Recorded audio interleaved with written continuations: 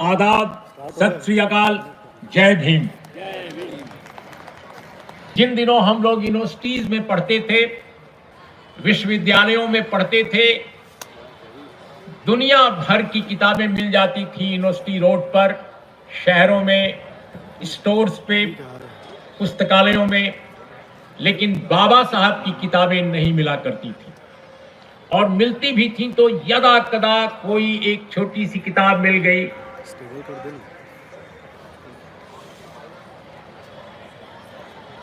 और विश्वविद्यालयों के विमर्श में कहीं कोई अगर बाबा साहब की उन दिनों चर्चा होती थी तो उनको दलित आइकन के रूप में पेश किया जाता था कि दलित समाज के भगवान हैं, दलित समाज के आइकन हैं।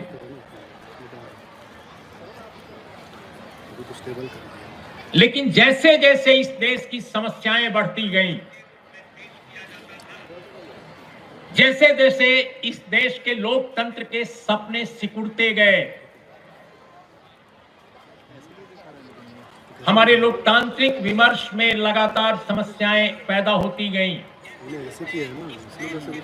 और जो हमें आजादी की लड़ाई के दरमियान सपने दिखाए गए थे, आजादी की लड़ाई के दरमियान जो वाकई हमने बहुत कुछ सोचा था, हमारी आबादियों ने जब लगा कि अरे ये हमने क्या सोचा था, क्या कल्पना की थी, क्या सपने देखे थे, और आज जिस समाज में हैं और समाज जिधर जा रहा है,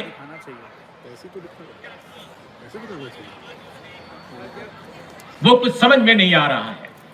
तब वहीं से बाबा साहब B.R. अम्बेडकर रिलेवेंट होकर उभरे, और जो बातें उन्होंने उस समय कही, चाहे वो संविधान सभा में कही हो या संविधान सभा के बाहर कही हो, उन पर पूरी दुनिया में रिसर्च किया जाने लगा। इसलिए कि भारत दुनिया का एक बड़ा मुल्क है, सिर्फ आबादी के हिसाब से नहीं, कई कारणों से एक बड़ा मुल्क है। तो बाबा साहब B.R. अम्बेडकर और मौजूदा जो हमारा संविधान है, इसको लेकर ज्यादा जो विमर्श की शुरुआत हुई, दो कारणों से हुई मेरे हिसाब से। पहली तो जो महाराष्ट्र में उत्पीड़ित समाज के आंदोलन थे वो काफी आगे बढ़े, और उसके साथ ही उत्तर प्रदेश में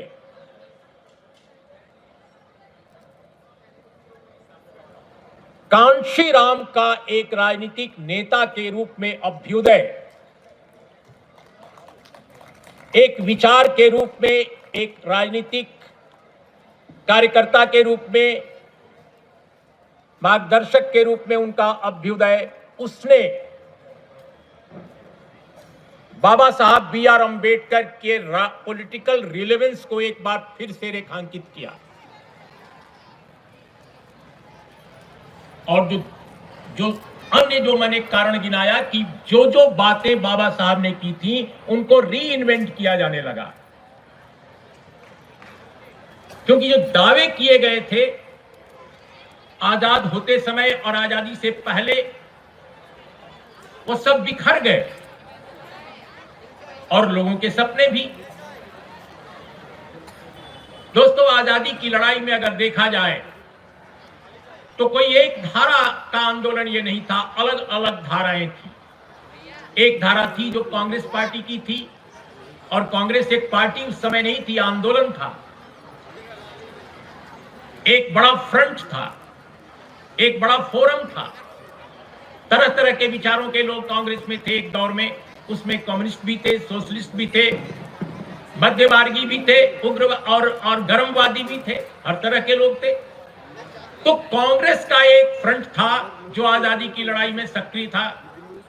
दूसरा जो क्रांतिकारी आंदोलन की धारा थी, जिसको भगत सिंह और उनके साथी रिप्रेजेंट कर रहे थे। एक तीसरी भी धारा थी, और वो कम्युनिस्टों की थी। और चौथी धारा जो थी वो डॉक्टर B.R. अम्बेडकर की थी। उनके पास बड़ा संगठन नहीं था कांग्रेस की तरह या दूसरे दलों की तरह, लेकिन उनके पास विचार का संगठन था, और इतना बड़ा संगठन था वो विचार का संगठन, जो बड़े बड़े कांग्रेस के जो मठाधीश थे, जो बड़े बड़े बुद्धिजीवी थे, बड़े नेता थे, उनको भी कई बार खामोश कर दिया करता था वो विचार। आजादी की लड़ाई के पैरेलल एक और धारा थी, एक और राजनीतिक धारा थी, जो ये मानती थी कि भारत को जब आजादी मिलेगी तो भारत को प्राचीन काल की तरफ ले जाएगी, जो भारत को उसकी प्राचीनता से जोड़ेगी, उसको आगे ले जाने के बजाय पीछे ले जाएगी। जो चार धाराओं की चर्चा मैंने की, उन धाराओं के आपस में बेहद कॉन्ट्रडिक्शन थे, अलग अलग लोग थे, अलग अलग सोच थी, लेकिन उनमें एक बात को लेकर एकता थी दोस्तों। और वो एकता क्या थी? चाहे गांधी नेहरू रहे हों, उसके पहले दादा भाई नौरोजी रहे हों, मोतीलाल नेहरू रहे हों, कांग्रेस के जितने टॉप लीडर्स थे, उनके डॉक्टर बी.आर. अंबेडकर, भगत सिंह या कम्युनिस्ट पार्टी के लोग जो थे आंदोलन करने वाले आजादी की लड़ाई के दौरान, इन सब के बीच तमाम कॉन्ट्रडिक्शंस के बावजूद, तमाम अंतर्विरोधों के बावजूद एक मुद्दे पर एकता थी, एक मुद्दे पर उनके विचार एक थे, और वो विचार था कि जब भारत आजाद होगा तो इसको आगे ले जाना है, इसको आधुनिक राष्ट्र बनाना है, इसको समतामूलक समाज की तरफ हमको आगे बढ़ाना है, इसकी डेमोक्रेसी को मजबूत बनाना है, भ्रातृत्व बढ़ाना है, लिबर्टी को एक्सपेंड करना है। इस मुद्दे पर सभी लोग एकमत थे। और इसका सबूत है, इसका सबूत यह है कि जब भारत की कॉन्स्टिट्यूएंट असेंबली बैठ रही थी, उस समय एक बड़ा संकट पैदा हुआ था उसके पहले कि भाई कॉन्स्टिट्यूशन की ड्राफ्टिंग कमेटी का चेयरमैन किसको बनाया जाए। इसके लिए देश विदेश से बहुत सारे नाम थे, बहुत सारे नाम आए थे। और आप जानते हैं कॉन्स्टिट्यूएंट असेंबली में और बाहर भी राजनीतिक तौर पे कांग्रेस का एक छत्र साम्राज्य था। सबसे बड़ी पार्टी होने के नाते संविधान सभा में वही हो सकता था जो कांग्रेस चाहती है। लेकिन जब बात आई कि कौन बनेगा ड्राफ्टिंग कमेटी का चेयरमैन, तो देश विदेश के तमाम लोगों के नाम आने के बावजूद अंत में कांग्रेस की टॉप लीडरशिप को एक्सेप्ट करना पड़ा था कि डॉक्टर बी.आर. अंबेडकर ही ड्राफ्टिंग कमेटी के चेयरमैन बनेंगे। और ये जो प्रस्ताव था वो किसी और का नहीं था, ये उस व्यक्ति का प्रस्ताव था जिसकी राजनीतिक थीसिस के खिलाफ डॉक्टर बी.आर. अंबेडकर ने हमेशा एक विकल्प पेश किया, हमेशा उसकी एक तरह से अलग थीसिस पेश की, उनकी थीसिस के समानांतर। और उस व्यक्ति ने भी डॉक्टर बी.आर. अंबेडकर के अनेक विचारों की जबरदस्त मुखालफत की। यहां तक कि एनिहिलेशन ऑफ कास्ट जब किताब आई, जो लाहौर में एक भाषण का ड्राफ्ट था, तब भी उस व्यक्ति ने डॉक्टर बी.आर. अंबेडकर की कास्ट एनिहिलेशन की थीसिस पर अपनी असहमति जताई थी। और उस व्यक्ति का नाम था महात्मा गांधी। महात्मा गांधी ने यह पेश किया, यह सुझाव कि डॉक्टर बी.आर. अंबेडकर से बेहतर और कोई व्यक्ति नहीं हो सकता है ड्राफ्टिंग कमेटी के चेयरमैन पद के लिए। यह बड़ी अजीब बात आपको लगेगी, लेकिन यह सच है और यह तथ्य है। तो मैं इसलिए यह बात कह रहा हूं कि तमाम विवादों के बावजूद, तमाम अंतर्विरोधों के बावजूद, चार धाराओं में, कांग्रेस की धारा, क्रांतिकारियों की धारा, कम्युनिस्टों की धारा और डॉक्टर बी.आर. अंबेडकर की धारा में तमाम मतभेद थे, लेकिन एक मुद्दे पर एकता थी, और वो एकता थी कि भारत जब आजाद होगा तो इसको आधुनिक राष्ट्र बनाना है, इसको सभ्यतागत इसका विकास करना है, समतामूलक समाज के लिए कुछ न कुछ करना है, डेमोक्रेसी को बनाए रखना है, लिबर्टी और फ्रेटर्निटी को आगे बढ़ाना है।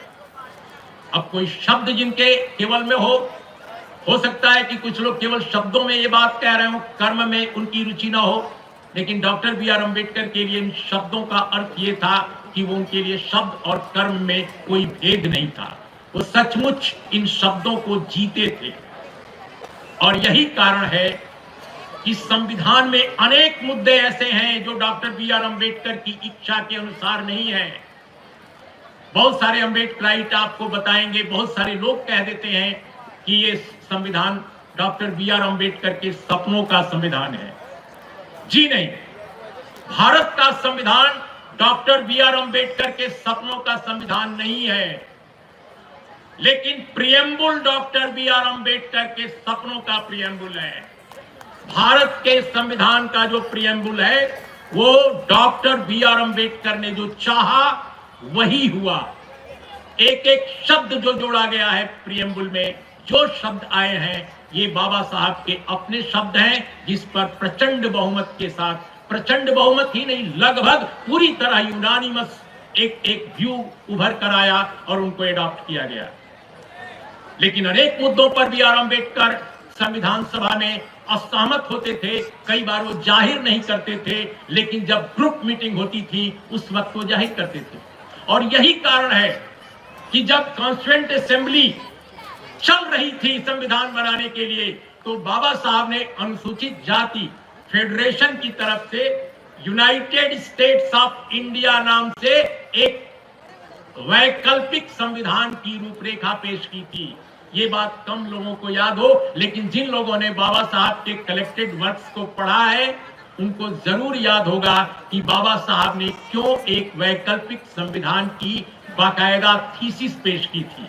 और मैं आपको बताऊं बड़ी दिलचस्प बात दोस्तों, मैं जो बात जिस सिलसिले में ये बात कह रहा हूं वो कहीं डाइवर्ट न हो जाए, छूट न जाए, इसलिए मैं ये बात पहले कंप्लीट कर लूं कि किस लिए मैं ये सारी बातें कह रहा था कि ये चारों धाराएं जब एक थी इस मुद्दे पर, तो संविधान सभा में कम्युनिस्ट और सोशलिस्ट नहीं गए, कुछ एक सोशलिस्ट इंडिविजुअली चले गए। के.टी. शाह साहब थे, मेहता साहब थे, ये लोग चले गए, लेकिन ज्यादातर जो सोशलिस्ट थे और कम्युनिस्ट नहीं गए। मेरा मानना है कि अगर ये सोशलिस्ट और कम्युनिस्ट भी कॉन्स्टिट्यूएंट असेंबली में चले गए होते तो कांग्रेस का प्रचंड बहुमत इतना ना होता जितना था, और तब बाबा साहब और भी ज्यादा बेहतर काम संविधान सभा में करा सकते थे, बहुत सारे अपने पॉइंट ऑफ व्यू को और वो आगे बढ़ा सकते थे, जो नहीं किया जा सका। लेकिन इसके बावजूद तो हमारे सामने चीजें उभर कर आई। उससे एक बात तो बिल्कुल साफ हो गई कि तमाम विरोधों के बावजूद, मतभेदों के बावजूद एकता इस बात पर थी कि भारत को आधुनिक डेमोक्रेटिक कंट्री बनाना है, नेशन स्टेट बनाना है। लेकिन एक धारा जिसकी चर्चा मैंने की, एक पांचवी धारा भी थी जो आजादी के लड़ाई के दौरान संगठन का काम करती थी, लेकिन आजादी की लड़ाई में हिस्सा नहीं लेती थी। आजादी की लड़ाई में वो डायरेक्ट उसका कोई हिस्सा नहीं था, और वो भारत को चाहती थी कि जब भारत को जब कभी इन लोगों के प्रयासों से आजादी मिल जाए तो हम जब भारत को हासिल करेंगे तो हम इसको पीछे ले जाएंगे। कहां ले जाएंगे? हम इसको पुष्यमित्र शुंग के देश की तरफ ले जाएंगे, उस भारत की तरफ ले जाएंगे जो पुष्यमित्र शुंग का भारत था, जब बौद्धों का विनाश किया गया था, जब बौद्ध दर्शन को मेट करने की साजिश रची गई थी, जब तमाम उन साम्राज्यों का पतन कराया गया था, हमला करके, षड्यंत्र करके, जिससे कि देश में, समाज में समता मूलक समाज को भविष्य में आगे न बढ़ाया जा सके। तो ये वो धारा थी जो लगातार ये प्रयास कर रही थी कि अगर भारत आजाद हो गया तो हम इसको कैसे पीछे ले जाएं पुष्यमित्र शुंग की तरफ, उनकी तरफ। दोस्तों, विडंबना यह है कि आप और हमारे होने के बावजूद, बाबा साहब के महान साहित्य के होने के बावजूद, एक रिलेटिवली अपेक्षाकृत एक बेहतर संविधान होने के बावजूद, जिस धारा का मैं जिक्र कर रहा हूं, पांचवी धारा, आज भारत की सत्ता का वही संचालन कर रही है। और जो आजादी की लड़ाई में हिस्सा लेते थे, आजादी की लड़ाई के अलावा जो संविधान सभा में हिस्सा लेते थे, उनके जो वंशज हैं आज वो तमाशा देख रहे हैं कि किस तरह वही धारा भारत को आज रूल कर रही है। तो ये कैसे हुआ और क्यों हुआ, इस पर दोस्तों मैं बाबा साहब भीमराव अंबेडकर ने अनुसूचित जाति फेडरेशन की तरफ से जो ड्राफ्ट पेश किया था संविधान का, जिसका नाम था यूनाइटेड स्टेट्स ऑफ इंडिया, उन्होंने भारत का नाम यूनाइटेड स्टेट्स ऑफ इंडिया करके रखा था, और वो था उसके कुछ प्रारूपों को मैं आपके सामने आज रखना चाहता हूं। मुझे लगता है कि आप लोग जरूर ध्यान से सुनेंगे। बाबा साहब ने ये सर्कुलेट भी उन्होंने किया था संविधान सभा के कुछ वरिष्ठ सदस्यों को, जो बहुत पढ़े लिखे लोग थे। पूरी सभा में सर्कुलेट नहीं किया ऑफिशियली उन्होंने अपने कुछ मित्रों को और कांग्रेस के जो तरक्की पसंद लोग थे उनके बीच में सर्कुलेट किया। और वो जो सर्कुलेट किया ड्राफ्ट, वो उनके वॉल्यूम जो खंड ये खंड 2 जो उनका है हिंदी में संपूर्ण वांग्मय का, जो भारत सरकार ने छापा है, उसके खंड 2 में ये आपको मिलेगा।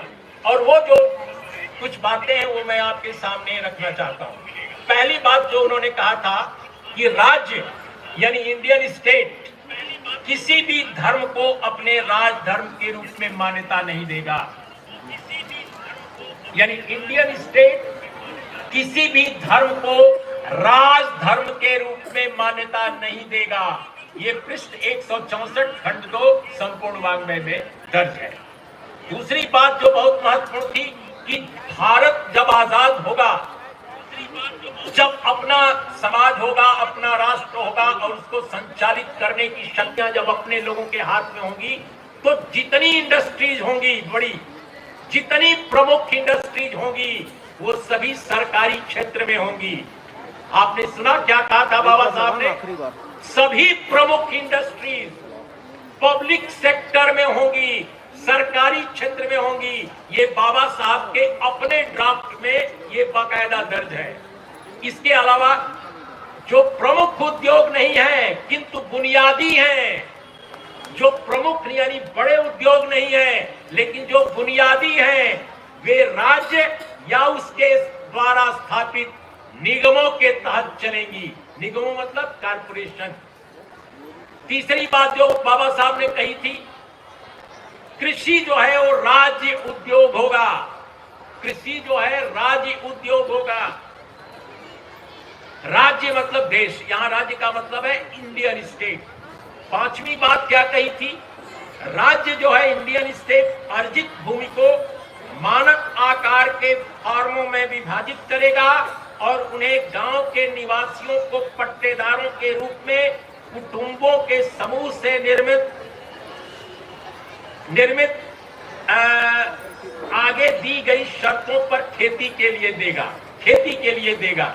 इसके अलावा बहुत महत्वपूर्ण बात जो इस पूरे के पूरे वैकल्पिक एक ड्राफ्ट में है संविधान के, कि फॉर्म पर खेती बाड़ी सामूहिक फॉर्म के रूप में होगी। खेती बाड़ी सरकार द्वारा जारी नियमों और निर्देशों के मुताबिक होगी। खेती में भूमि जो है वो गांव के लोगों को जाति या पंथ के भेदभाव के बिना पट्टे पर दी जाएगी। इस प्रकार कि न कोई जमींदार रहे न कोई पट्टेदार रहे, कोई भूमिहीन नहीं रहे। ये बात बाबा साहब ने उस वक्त कही थी। दोस्तों, इसको थोड़ा एलेबोरेट मैं इसलिए करना चाहता हूं कि भारत की जो बुनियादी समस्या है वो क्या है। बहुत सारे लोग कहते हैं कि आजादी के बाद, आजादी के दिन, बल्कि यूं कहा जाए वो रात, जब भारत औपनिवेशिक दास्ता से मुक्त हो रहा था और आजादी की सांस लेने वाला था, उस रात को एक बहुत महत्वपूर्ण भाषण दिया था जवाहरलाल नेहरू ने, नियति के साथ संवाद। यही था ना, नियति के साथ संवाद। हमारे देश के जितने बड़े प्रोफेसर्स पॉलिटिकल साइंस के हैं, जितने महत्वपूर्ण हिस्टोरियन अब तक रहे हैं, अब तो उनकी भी तरजीह नहीं उनको दी जाती आजकल। वो सब मानते रहे हैं, तमाम विद्वान मानते रहे हैं कि उतना बड़ा भाषण, उतना महत्वपूर्ण भाषण आजादी की लड़ाई में और आजादी की लड़ाई के बाद भी भारत के किसी नेता ने नहीं दिया, जैसा कि जवाहरलाल नेहरू ने 14 और 15 अगस्त के बीच की रात को दिया था नियति का संवाद, जो भारत की पार्लियामेंट के सेंट्रल हॉल में दिया गया था। वो पार्लियामेंट जो अब अलग कर दी गई है, एक नई पार्लियामेंट बना दी गई है। मैं पुरानी पार्लियामेंट के बारे में कह रहा हूं। लेकिन दोस्तों, मैं नेहरू साहब की बड़ी इज्जत करता हूं, बहुत सम्मान करता हूं। उनका व्यक्तित्व तो अंतर्विरोधों में लय की तरह है। अंतर्विरोधों में लय का मतलब यह है कि उनके बहुत सारे पॉजिटिव्स हैं तो कुछ निगेटिव्स भी हैं। लेकिन बाबा साहब को जिन लोगों ने 25 नवंबर 1949 को सुना था, उनमें कुछ से मेरी मुलाकात भी हो चुकी है, जो कॉन्स्टिट्यूएंट असेंबली के मेंबर रहे, अब वो नहीं है। मैं आपको बताऊं कि मैंने तो बाबा साहब को देखा नहीं था, बाबा साहब का भाषण भी नहीं सुना था, लेकिन जिन लोगों ने भाषण बाबा साहब का सुना था 25 नवंबर 1949 को, उनमें कुछ एक लोगों से एक जर्नलिस्ट के तौर पे, एक यंग जर्नलिस्ट के तौर पे जिन दिनों में मिलता था और बात करता था, वो याद करते थे बाबा साहब के उस भाषण को। और जब मैंने जीवन में, जब मैं यूनिवर्सिटी में आया पीएचडी करने, तब मैंने वो भाषण को कहीं से पढ़ा, किसी लाइब्रेरी में, संभवतः तीनमूर्ति लाइब्रेरी में या जेएनयू की लाइब्रेरी में, मुझे याद नहीं है इस समय। लेकिन मैं आपको बताऊं, नेहरू जी का पूरा सम्मान करते हुए मैं कहता हूं कि बाबा साहब के 25 नवंबर 1949 के भाषण का इस देश के इतिहास में, मॉडर्न हिस्ट्री में कोई जवाब नहीं है, कोई जवाब नहीं है उस भाषण का। वह न सिर्फ एक ऐतिहासिक और महान भाषण है, बल्कि भारतीय राष्ट्र राज्य की समस्या क्या है, भारत एक महान लोकतांत्रिक राष्ट्र बन कैसे सकता है और कैसे बिगड़ सकता है, इसका सारा का सारा निचोड़ उस भाषण में मौजूद है। बाबा साहब ने 25 नवंबर 1949 को जो बातें कही, आज भारत में जो कुछ हो रहा है उसमें वो भी बातें कही गई हैं।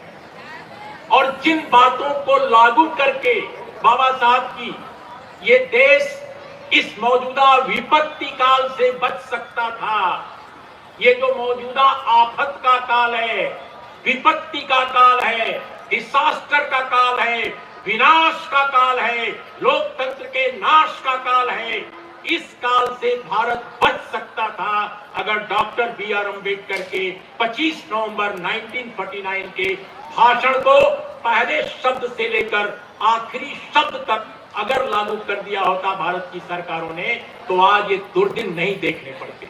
ये बात मैं पूरे विश्वास के साथ कह सकता हूं। और एक इतिहास के विद्यार्थी होने के नाते दोस्तों, मैंने उन शब्दों को, उस भाषण के प्रत्येक शब्द को मैंने भी गौर से न केवल पढ़ा है बल्कि महसूस किया है। और आज जब पूरे देश में लोकतंत्र लगभग समेटा जा चुका है, संविधान तो हमारे पास है लेकिन वो महज एक किताब बनकर रह गया है।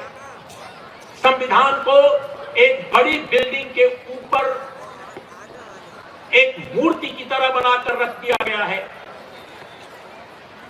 लेकिन उसकी आत्मा को खत्म कर दिया गया है।